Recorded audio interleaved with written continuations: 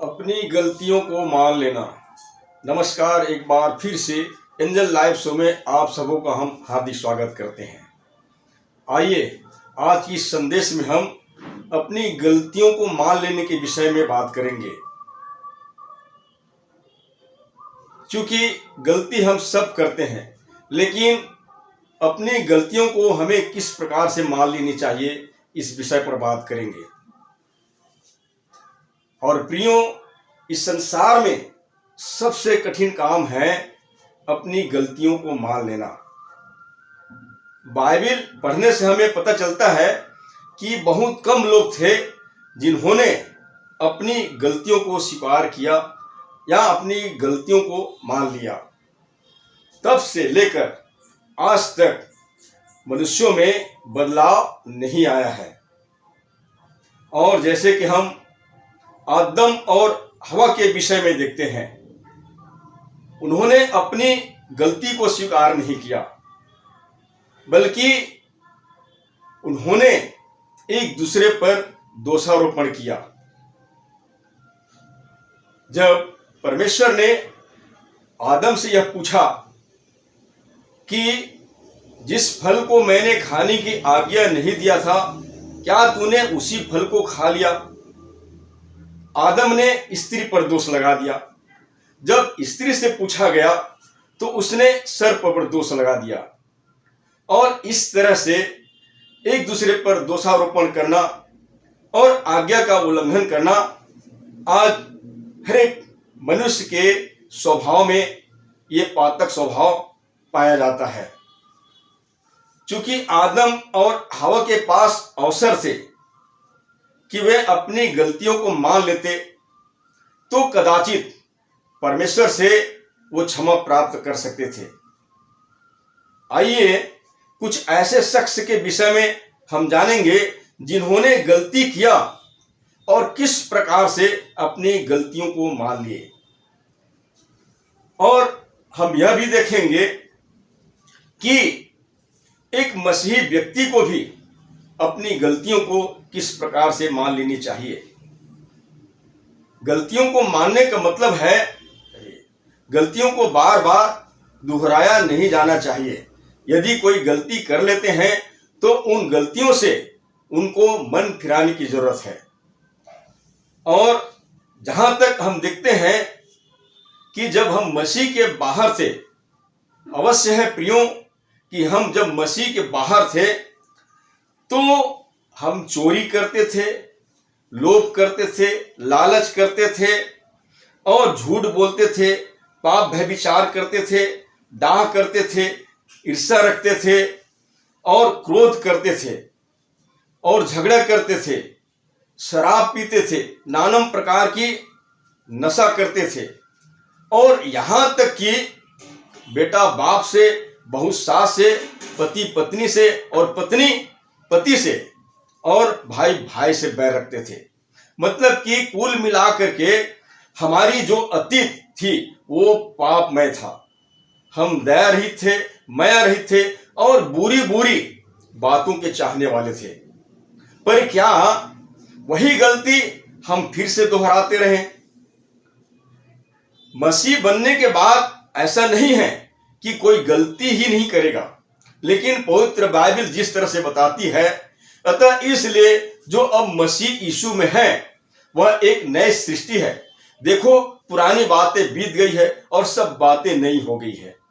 प्रियों, जिस तरह से बाइबल इस बात की दावा करती है कि एक व्यक्ति मसीह में एक नया सृष्टि बन जाता है और उनकी पुराने जीवन की सारी बातें जाती रहती है, लेकिन फिर भी से यदि कोई गलती कर लेते हैं तो उनको किस प्रकार से अपनी गलतियों से फिरनी चाहिए, अपनी गलतियों को एक दूसरे के सामने मान लेनी चाहिए। और बहुत से लोग अपनी गलतियों को तो मान लेते हैं, लेकिन बहुत से मसीही व्यक्ति गलतियों को मानने के विपरीत वह गलती ऊपर गलती ही करते जाते हैं। लेकिन कुछ ऐसे लोग हैं जो गलतियों को मान लेते हैं और ये ध्यान में रखते हैं फिर से गलती ना हो।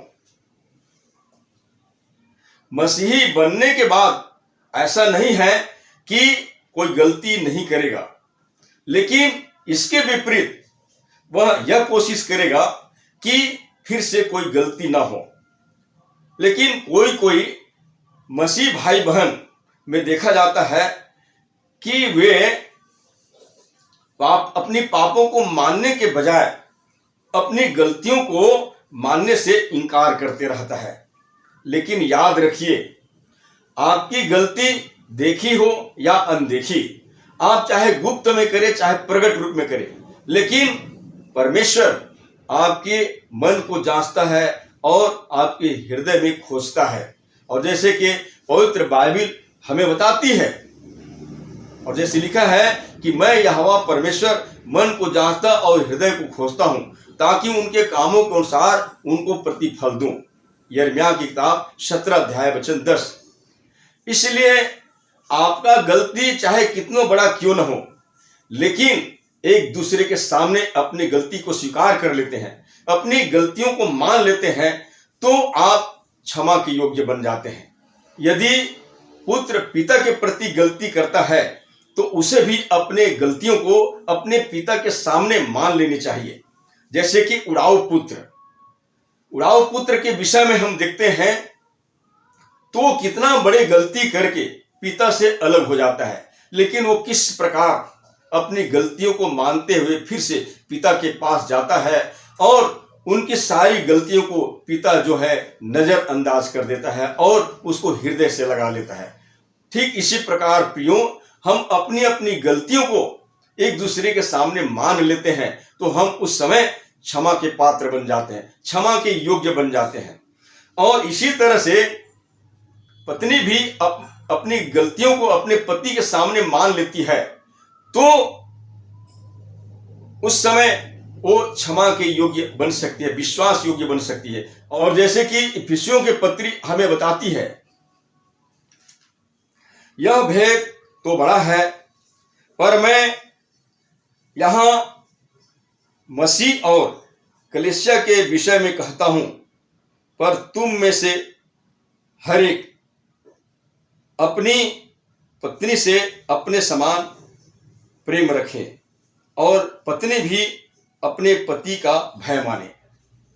कहने का तात्पर्य यह है, पति पत्नी के बीच में जो भी अलगाव का जीवन है, गलतियों के कारण उन्हें एक दूसरे के प्रेम के अधीन रहनी चाहिए।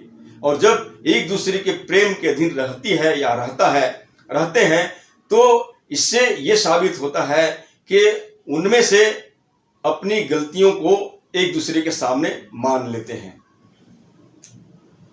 और दूसरी बात है, यदि कोई भाई के प्रति गलती करता है तो उन्हें भी पहले अपने भाई के सामने अपनी गलती को मान लेनी चाहिए। और जैसे कि प्रभु यीशु ने यह शिक्षा देते हुए उसने कहा था, परंतु मैं तुमसे यह कहता हूं कि जो कोई अपने भाई पर क्रोध करेगा वह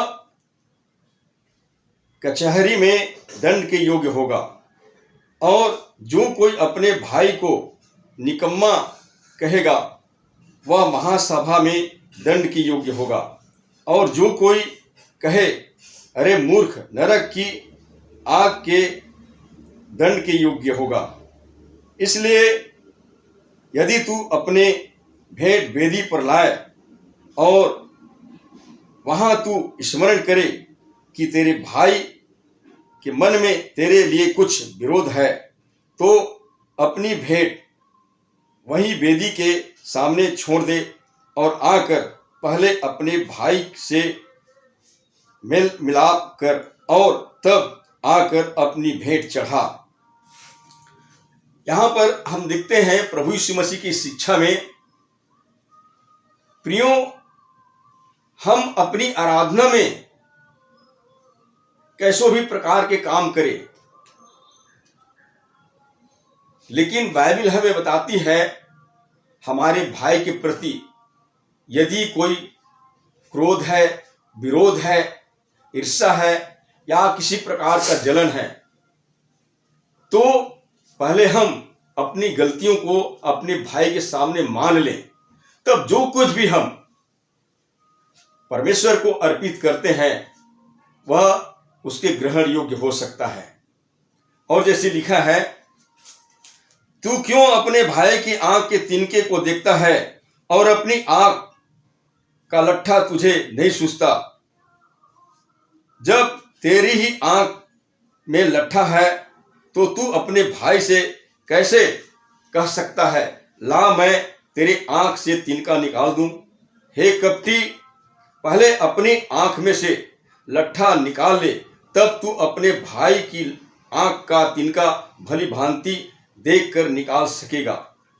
कभी कभी हम अपने आप को नहीं देखते हैं, अपने भीतर को नहीं झांकते हैं, लेकिन हम दूसरों की बुराइयों को देखते हैं।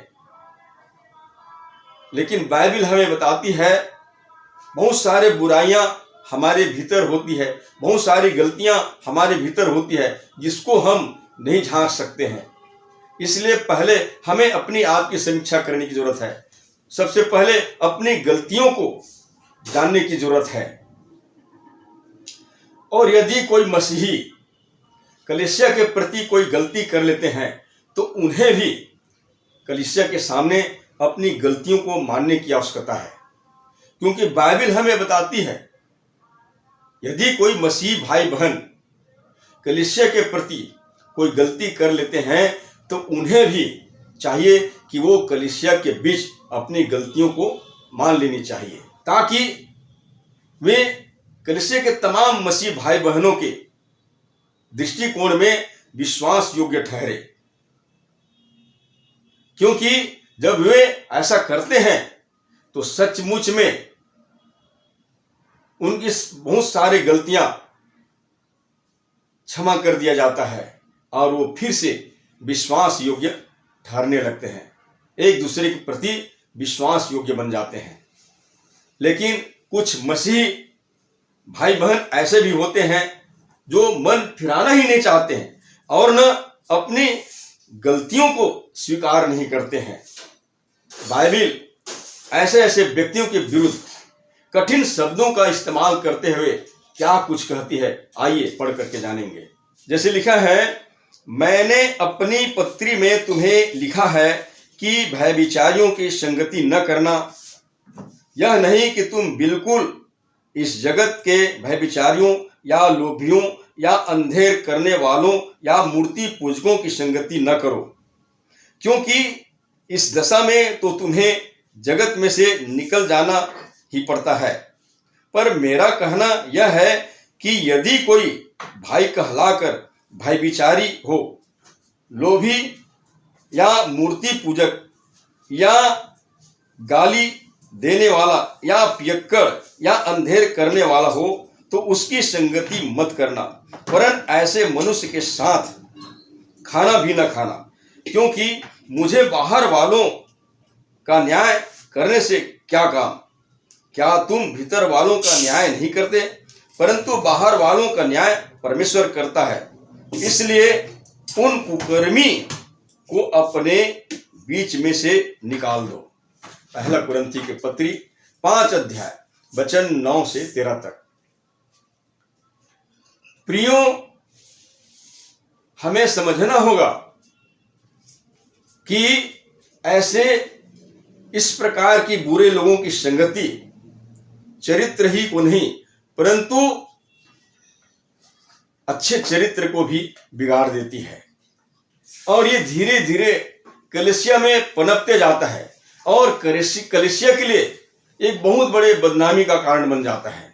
कलीसिया में बहुत सारे गंदगियां फैलने लगती है।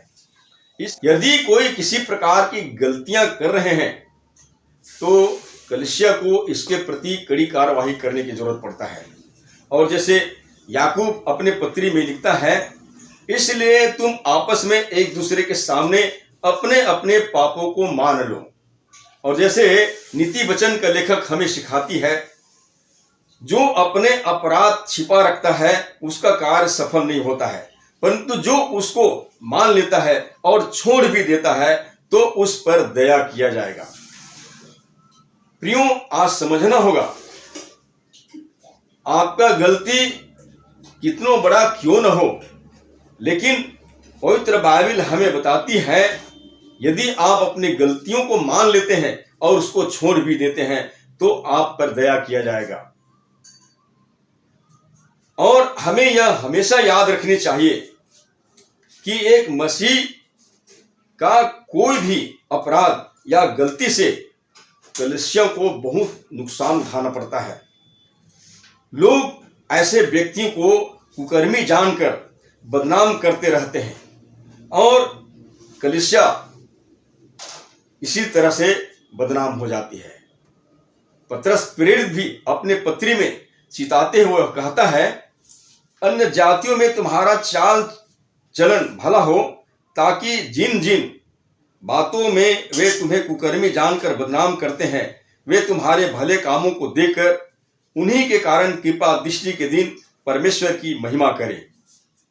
हमें यह याद रखने की जरूरत है कि हमारे एक गलती के कारण हमारी निंदा तो होती ही है, लेकिन अन्य जातियों के बीच में परमेश्वर के बदनामी भी होती है।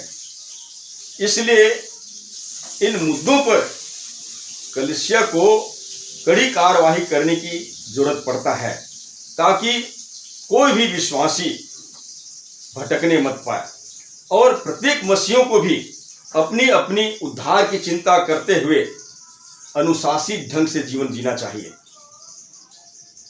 और लूका रचित सुसमाचार 15 अध्याय में हम पढ़ करके समझ सकते हैं कि किस प्रकार से गलती करने के बाद भी परमेश्वर हमसे कितना प्रेम करता है। और जैसे समौन के बारे में बाइबल हमें कुछ अच्छी तरह से बातों को बताती है। समौन जो कि एक जादूगर थे, जो मसीह बनने के बाद भी गलती कर बैठता है और वो ये गलती कर बैठता है कि परमेश्वर के दान को वो पैसे से खरीदना चाहता था। तब पतरस ने उसे कड़े शब्दों में जवाब देते हुए कुछ इस प्रकार से कहा था, तेरे रुपए तेरे साथ नष्ट हो, क्योंकि तूने परमेश्वर का दान रुपया से मोल लेने का विचार किया। इस बात में न तेरा हिस्सा है न भाग, क्योंकि तेरा मन परमेश्वर के आगे सीधा नहीं। इसलिए अपनी इस बुराई से मन फिराकर प्रभु से प्रार्थना कर, संभव है तेरे मन का विचार क्षमा किया जाए, क्योंकि मैं देखता हूं कि तू पित्त की सी कड़वाहट और अधर्म के बंधन में पड़ा है।